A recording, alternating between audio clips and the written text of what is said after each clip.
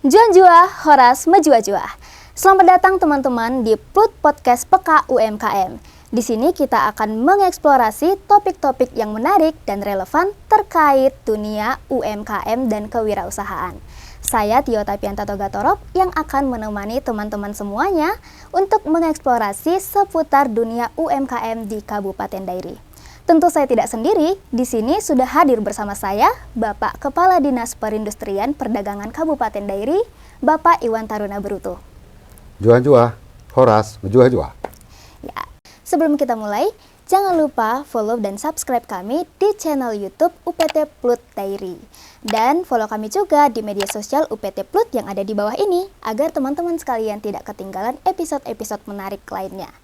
Tanpa berlama-lama lagi, langsung saja kita mulai berbincang-bincang bersama Bapak Iwan Taruna Beruto.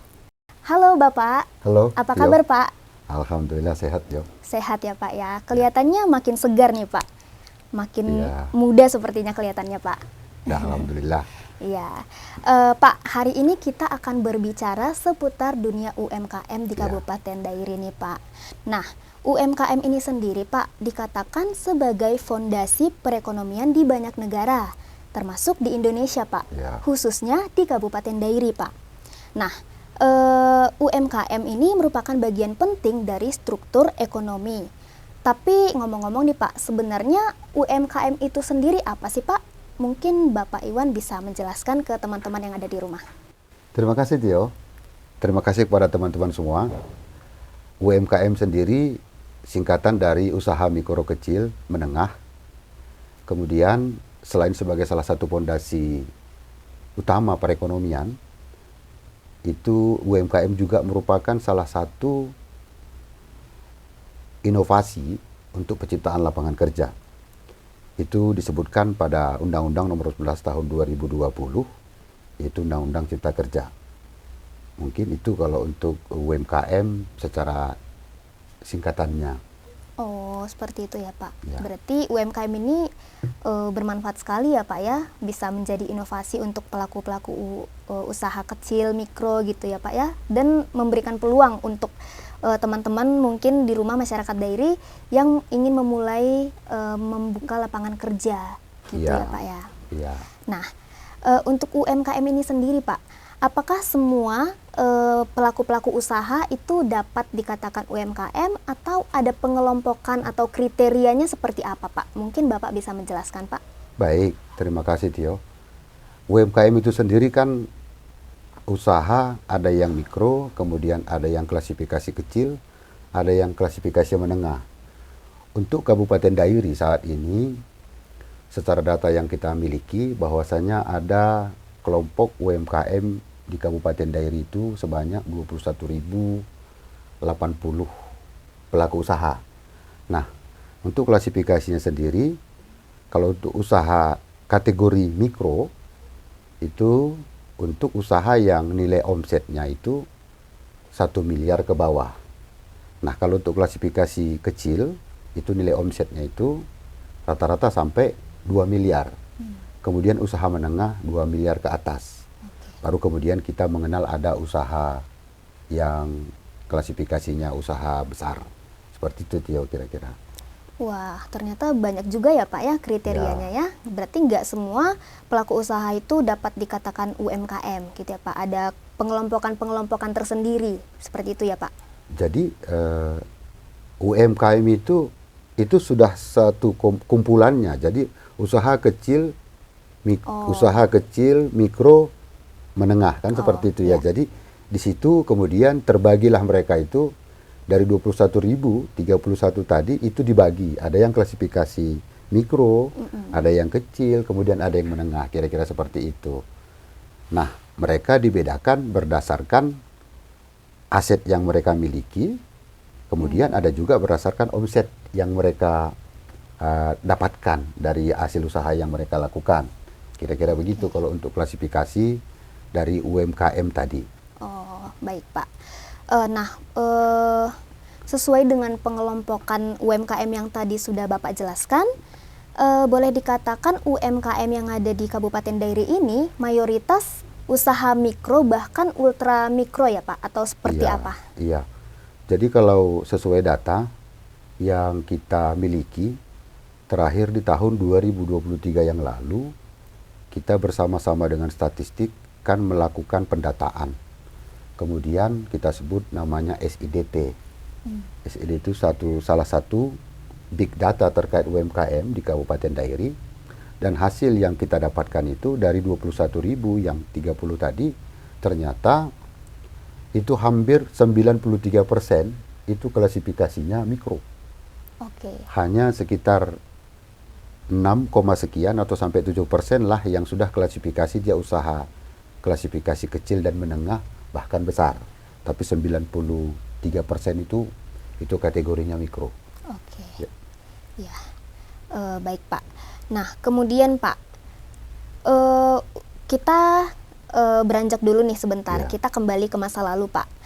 Mengenai UMKM ini, kira-kira bagaimana perkembangan UMKM ini Pak? Mulai dari sejarahnya mungkin Pak. Bagaimana sejarah UMKM ini sehingga dapat dikatakan sebagai tulang punggung ekonomi. Nah, kira-kira UMKM ini sendiri sejarahnya itu seperti apa Pak dalam pembangunan ekonomi Indonesia? Jadi kalau UMKM ini sesungguhnya kita kenal istilahnya sekarang. Tapi sesungguhnya dari dulu itu UMKM itu sudah ada. Tapi kita mungkin klasifikasikan dulu dia hanya sebagai pelaku usaha saja. Sekarang yang kita sebut dia UMKM. Jadi sejak zaman era kolonial Belanda, sebenarnya usaha UMKM ini sudah ada.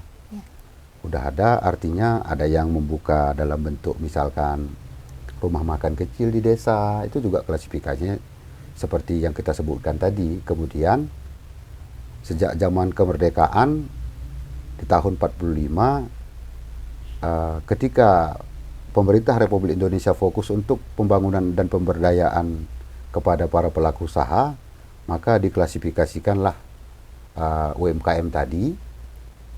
Kemudian di zaman Orde Baru sudah menjadi salah satu program yang masuk ke pemerintah, bagaimana dilakukan strategi dalam rangka peningkatan pendapatan dari masyarakat itu dari UMKM. Kira-kira seperti itu dia kalau dari sisi sejarahnya. Wah, ternyata sangat panjang ya Pak ya sejarahnya UMKM ini. Mulai dari era kolonial Belanda ya Pak ya, udah ada pelaku-pelaku usaha nih. Bahkan di era COVID kemarin pun pandemi, UMKM ini sangat berperan ya Pak ya untuk menyokong ekonomi. Jadi kalau untuk setelah masa Orde Baru kemudian ada beberapa masa di mana pada saat itu ujian berat terjadi kepada para pelaku usaha seluruhnya di negara kita, di Republik Indonesia, termasuk juga di Kabupaten Dairi ya. Dari dulu kita tahu bahwasannya tahun 97 sampai dengan tahun 98 itu kan ada terjadi krisis ekonomi itu di Republik Indonesia, termasuk juga di Kabupaten Dairi kita. Dan kemudian pada masa-masa awal reformasi juga, itu salah satu masa di mana perekonomian kurang berkembang, ya, kurang berkembang, dan juga pada masa-masa COVID, di mana kita tidak bisa bebas misalnya melakukan aktivitas ekonomi.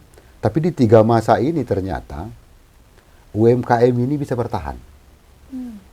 Perusahaan-perusahaan besar banyak yang tutup, kemudian buruh banyak dirumahkan. Tapi kemudian justru UMKM tetap eksis dan tetap bisa melakukan produktivitas dia. Nah, dari sini kita melihat bahwasanya kenapa tadi kita sebut di awal dia menjadi salah satu fondasi ekonomi. Ternyata ketika ada era di mana pertumbuhan ekonomi itu perusahaan besar itu banyak yang menghadapi masalah, ternyata UMKM yang bisa kita andalkan untuk bisa meningkatkan pendapatan masyarakat kita dari sisi usaha. Nah, kemudian yang kedua, mereka juga sebagai produsen ini kepada kita. Jadi kita kan konsumen nih, kita butuh ini, butuh ini. Begitu perusahaan-perusahaan besar sudah mulai tutup atau sudah tidak berproduksi lagi, ternyata kita bisa memperoleh apapun yang kita harapkan itu dari UMKM gitu. Iya. Kira-kira itu.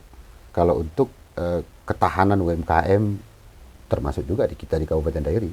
Oh iya. Ya begitu ya Pak ya. Ternyata memang perannya UKM ini luar biasa ya Pak ya. Iya. UMKM ini bahkan yang sempat saya rasakan sendiri pun karena saya kelahiran, saya generasi Gen Z saya ya Pak. Jadi mungkin waktu era kolonial Belanda saya belum merasakan nih dampak Saya juga UMKM. kalau kolonial belum lah. Iya. Tapi mungkin ya kita baca literatur ya. Iya. Baca literatur artinya, dan memang kita lihat sendiri artinya secara umum kalau misalkan pasti setiap era pasti butuh, pertama ya kita butuh misalkan makan, dan makan itu tidak hanya kita lakukan misalkan di rumah saja, tapi pasti ada nih warung nih yang buka. Itu termasuk klasifikasi UMKM, walaupun pada saat itu mereka tidak menyebut itu UMKM, hanya pelaku usaha. Jadi kalau dari beberapa tahun sebelum itu kita baca literatur dan secara umum pasti tahulah kita pasti mereka itu ada gitu. Iya, benar sekali Pak. Iya. Dan yang saya pribadi rasakan itu waktu pandemi Pak. Iya. Pandemi, waktu masa lockdown gitu ya Pak Iya. ya. UMKM itu sangat membantu karena pada masa pandemi banyak orang yang berusaha dari rumah ya Pak ya, bikin Iya. usaha kecil-kecilan, open order seperti Iya, itu ya Pak bahasanya ya betul. Pak. Dan itu sangat-sangat membantu, berguna Iya. juga untuk konsumen, begitupun Iya. untuk pelaku usahanya, Iya. begitu ya Pak. Nah, kemudian Pak, apa sih Pak peran UMKM ini sehingga UMKM ini sendiri harus mendapatkan perhatian yang khusus dari pemerintah Pak? Jadi Mbak Tio dan teman-teman semua, kita kan sudah sampaikan tadi di beberapa era atau beberapa masa di mana ekonomi atau perekonomian kita secara umum baik di negara ini, begitu juga di Kabupaten Dairi kan mendapat ujian ini. Dari mulai kita cerita tadi ketika zamannya baru era kemerdekaan, kemudian kita cerita zaman Orde Baru, kemudian kita cerita Orde Reformasi, kemudian terakhir kita mengalami kemarin kejadian di masa Covid. Dan ternyata UMKM ini punya ketahanan ya, punya kekuatan ya. Jadi kalau kita bicara kedaulatan pangan, harusnya juga kita harus bicara kedaulatan UMKM ini kan begitu ya. Jadi berdasarkan kekuatan itu dan berdasarkan kontribusi yang diberikan UMKM kepada negara kita, termasuk juga kepada Kabupaten Dairi lah, maka dibutuhkan intervensi yang cukup kuat atau perhatian pemerintah kepada UMKM itu sendiri. Nah, kalau di setiap era ini juga yang diperlukan kepada mereka ini berbeda. Kalau kita bicara dulu misalkan di zaman dulu, kita akan bicara bagaimana melakukan pembinaan kepada mereka dari sisi variasi produk yang harus kita bina kepada para pelaku usaha. Tapi kemudian setelah itu yang kita lakukan kepada mereka justru bagaimana meningkatkan kualitas produk yang ada. Kemudian bagaimana menjaga produk yang ada itu supaya memang layak konsumsi. Nah, di akhir-akhir ini, apalagi kemarin waktu di masa Covid kemarin, kita diajarkan bagaimana UMKM ini melakukan strategi baru nih. Strategi barunya, kalau dulu orang percaya kalau UMKM itu, misalkan mereka punya warung, punya toko, terus produknya dipajang, kan begitu ya. Dan ternyata di era Covid itu justru UMKM itu betul-betul rumahan, diproduksi di rumah, kemudian dijual di rumah. Yang penting mereka punya lisensi terkait usaha mereka, mulai dari nomor induk berusaha, KLB dan segala macam. Nah, mereka cukup berjualan secara digital. Nah, jadi sekarang kita lihat fenomena yang terjadi saat ini, UMKM itu semakin eksis gitu. Kenapa? Karena dengan digitalisasi atau misalkan mereka punya toko daring, justru mereka semakin dikenal. Jadi yang biasanya hanya yang melihat saja atau yang lewat saja, mungkin yang melakukan belanja atau membeli, tapi pada saat ini justru UMKM, ya kita bayangkan kalau sudah kita bicara digitalisasi, seluruh orang ya, apalagi yang membutuhkan itu bisa melihat itu. Jadi untuk saat ini UMKM itu dari setiap era itu strateginya juga berbeda. Dan sekarang lebih kita kepada digitalisasi seperti yang saya sampaikan tadi, Tio. Iya benar sekali ya Pak ya. Berarti memang UMKM ini pantas lah ya Pak untuk mendapat perhatian khusus dari pemerintah. Kayak Plut ini sendiri ya Pak ya, ini pun merupakan bentuk perhatian pemerintah kepada pelaku UMKM ya Pak. Jadi kalau pemerintah Kabupaten Dairi terkhusus ini ya, terkhusus pemerintah Kabupaten Dairi di tahun 2020 yang lalu, kita mendapatkan bantuan alokasi anggaran dari pemerintah pusat, yaitu pertama membangun pusat layanan usaha terpadu ini. Pusat layanan usaha terpadu ini, KUMKM ini, salah satu alternatif ya, bagaimana kita melakukan upaya pembinaan kepada masyarakat seperti yang kita sebutkan tadi. Jadi, kita dari sisi pemerintah Kabupaten Dairi, karena juga merasa begitu penting artinya sebuah pembinaan kepada para pelaku usaha, kemudian begitu juga kita harus membuat kontribusi yang besar, tapi di era ini bukan seperti era yang dulu, ketika kita melakukan pembinaan kepada masyarakat itu, misalkan pemberian alat bantu atau yang lain, bukan seperti itu lagi. Jadi kalau untuk saat ini lebih kepada bagaimana para pelaku usaha itu kita lakukan pembinaan, tapi dari sisi skillnya, dari sisi ilmunya gitu. Nah, kemudian dibangunlah pusat layanan usaha terpadu. Nah, di sini pusat layanan usaha terpadu ini kita lebih menitik beratkan bagaimana melakukan pembinaan kepada masyarakat, yaitu kita yang langsung turun ke lapangan, kemudian melakukan pelayanan kepada mereka. Itu ada beberapa modul yang kita siapkan. Jadi kita berharap kalau UMKM sudah masuk ke Plut, kemudian seluruh metodologi atau seluruh modul yang ada di Plut ini sudah dilaksanakan, kita klasifikasikan UMKM itu sudah naik kelas. Nah, dari 21.000 data yang kita punya, ini kan bertahap ini kita lakukan ya, pelan-pelan mungkin. Kalau saat ini mungkin rata-rata di target kita paling untuk melakukan pembinaan itu sekitar 1.000 sampai 1.200 sih per bulan ya. Itu harus kita tercipta, dan itu kita lakukan tidak hanya kita tunggu mereka di pusat layanan usaha terpadu, tapi kita bersama pendamping yang ada di Plut ini sendiri melakukan penetrasi yang lebih kuat kepada masyarakat ya, ke wilayahnya masing-masing, baik ke desa maupun ke kecamatan. Kira-kira itu yang kita lakukan di Plut. Nah, kemudian pemerintah juga dalam rangka memberikan kontribusi kepada pelaku usaha tadi, ada kita kenal juga namanya Sentra IKM Tenun yang ada di Silai Sabungan. Ya. Nah, Sentra IKM Tenun itu khusus satu tempat atau wadah yang terbentuk dalam satu UPT ini. Jadi namanya kita sebut unit pelayanan terpadu itu Plut. Kemudian di bawahnya ada beberapa sentra, yang sentra ini melakukan produksi. Di sana juga kita melakukan pembinaan, tapi di sana sudah lebih kepada pembinaan kepada sistem produksi. Jadi contoh seperti baju yang saya kenakan pada sore hari ini ada salah satu produk yang dihasilkan dari sentra tenun yang di Silalahi. Wah, Kira-kira bagus begitu. ya Pak ya ternyata ya.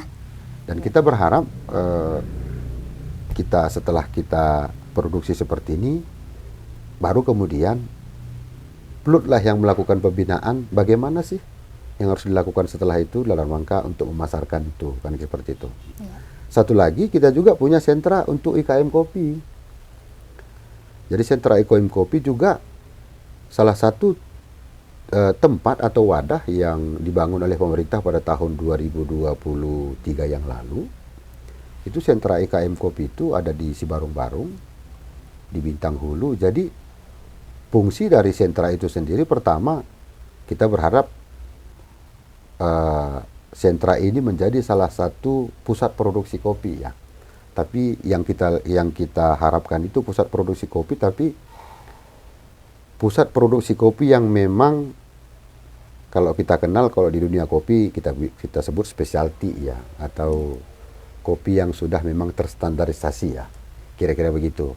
Jadi selama ini kan mungkin kita bicara kopi, kita bicara kopi asalan, bahkan tidak ada proses hilirisasi di situ, hanya pada proses setengah jadi, kemudian itu yang kita jual keluar. Jadi kita berharap nanti di sentra ini itu menjadi salah satu tempat untuk melakukan produksi kopi, tapi sudah hilirisasi. Mungkin kita berharap ya minimal kalau enggak produksinya green bean mungkin sampai roast bean ya, baru kita kemudian jual keluar.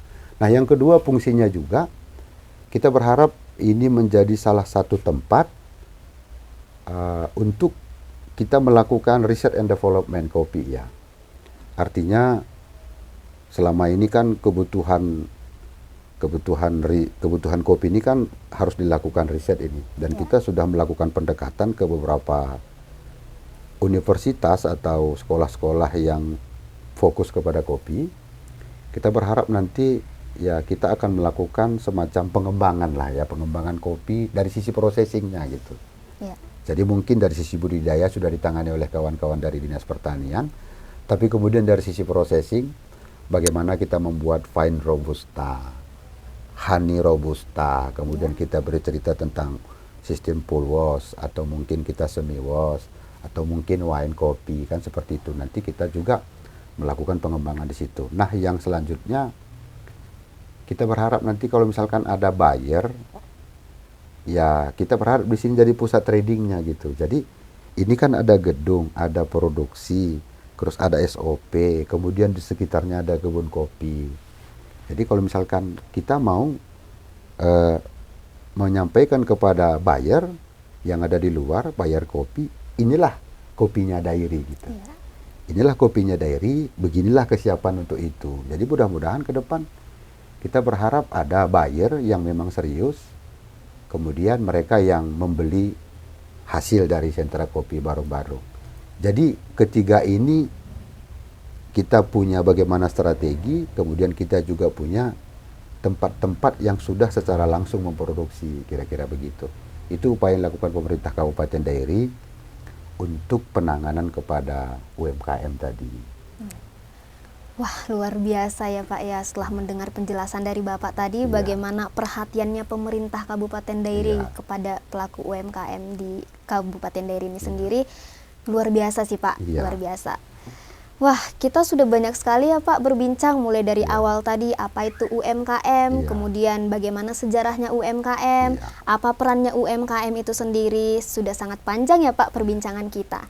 Nah sebelum kita akhiri nih Pak, terakhir, apa yang mungkin mau Bapak sampaikan kepada teman-teman di rumah ataupun di Kabupaten Dairi ini yang pelaku UMKM? Mungkin Bapak mau memberikan motivasi atau semangat, dipersilakan Pak.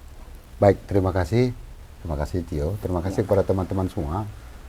Harapan kami seperti yang sudah kita sampaikan di awal, kepada para pelaku usaha, pertama, ternyata UMKM itu salah satu tempat atau wadah kita untuk pertama kita bisa menciptakan produk. Yang kedua, justru kita bisa saling membantu satu sama lain, karena salah satu tempat berinovasi sehingga kemudian kita bisa merekrut tenaga kerja ya, itu satu. Nah, yang selanjutnya kita sampaikan kepada kawan-kawan pelaku usaha UMKM, bahwasanya harapan kita di pemerintah seperti yang sudah kita sampaikan tadi juga, supaya mari kawan-kawan UMKM, pertama yang harus kita lakukan, silahkan kelembagaan atau legitimasi sebagai seorang UMKM harus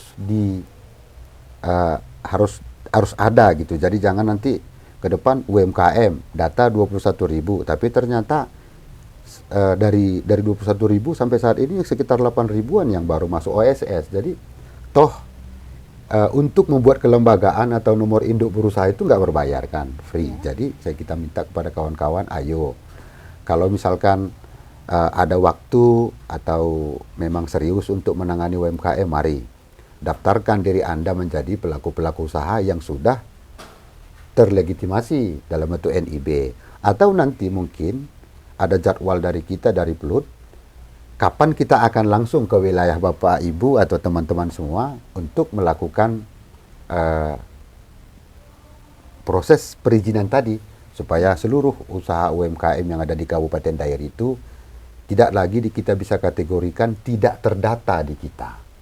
Jadi selama ini kita data mungkin, tapi mereka juga ibaratkan kalau kita bicara kependudukan, kalau penduduk Kabupaten Dairi, so pasti KTP-nya KTP Dairi ya.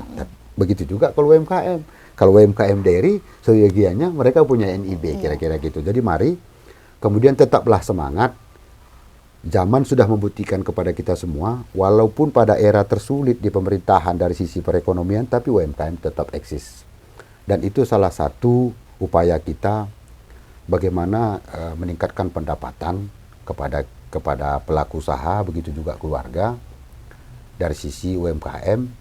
Dengan sulitnya sekarang kita misalkan ada perusahaan-perusahaan besar sudah tutup, tapi kita bisa berinovasi, kemudian itu salah satu tempat kita bisa memperoleh tempat kita bisa melakukan usaha untuk meningkatkan pendapatan kita sendiri. Selanjutnya mungkin kami ada beberapa alat uji yang kita lakukan saat ini ya. Jadi kalau kawan-kawan kepingin bagaimana ya, karena UMKM sendiri sebenarnya kalau dari sisi bagaimana melakukan kan tidak ada yang dikategorikan itu lulus ya. Jadi kita setiap hari kita prosesnya belajar terus. Belajar gitu. terus ya Pak ya. Jadi kita berharap di setiap hari Minggu kan di Pelut kan ada komunitas UMKM melakukan bazar ya. Kenapa kita lakukan itu sebenarnya lebih kepada proses supaya kawan-kawan pelaku-pelaku usaha yang lain bisa datang dan berdiskusi, tapi kita diskusinya tidak resmi dalam acara pelatihan gitu, tapi diskus di situ berbagi pengalaman. Kemudian kita berharap menular ini apa yang sudah dilakukan itu menular kepada pelaku usaha yang lainnya gitu kan. Baru kemudian kita uji apakah memang betul ya produk yang sudah dihasilkan itu memang betul-betul diminati atau tidak gitu. Jadi kita juga berharap kepada para pengusaha nanti, teman-teman semua, jangan sudah kita produksi barang ternyata tidak diminati, tapi kita ngotot produksi, jangan juga gitu ya. Jadi ada mungkin harus yang kita lakukan perbaikan, atau bahkan bukan hanya perbaikan atau inovasi, atau bahkan mungkin produknya ya harus pindah gitu, karena memang dari sisi konsumen atau minat dari masyarakat bukan hanya di Kabupaten Dairi tapi di Sumatera Utara itu juga di Republik Indonesia tidak minat, bahkan keluar negeri ya ngapain kita produksi gitu, kira-kira begitu. Itu aja mungkin yang bisa kami sampaikan kepada Tio dan kepada teman-teman semua. Tetap semangat, ya kita harus percaya diri, ternyata walaupun kita bicara usaha mikro, tapi yakinlah itu yang paling bertahan di Republik Indonesia ini, di Sumatera Utara bahkan di Kabupaten Dairi, dan itu yang so pasti kalau dikelola dengan baik bisa meningkatkan pendapatan kepada kawan-kawan pelaku. Iya, baik. Terima kasih Bapak sudah menyemangati teman-teman kita di luar sana yang mungkin pelaku UMKM. Wah, nggak terasa nih Pak, kita sudah sampai di penghujung podcast kita kali ini ya Pak ya. Begitu banyak info yang sudah kita dan teman-teman terima dari penjelasan Bapak tadi. Nah, teman-teman yang di rumah, terima kasih telah bergabung bersama kami di Plut Podcast Peka UMKM. Senang rasanya bisa berbagi cerita menarik kepada teman-teman sekalian. Nah, saya Tio Tapianta Togatorop bersama Bapak Kepala Dinas, Bapak Iwan Taruna Brutu, pamit undur diri. Jangan lupa subscribe dan follow kami di channel YouTube dan follow juga kami di media sosial UPT Plut di bawah ini.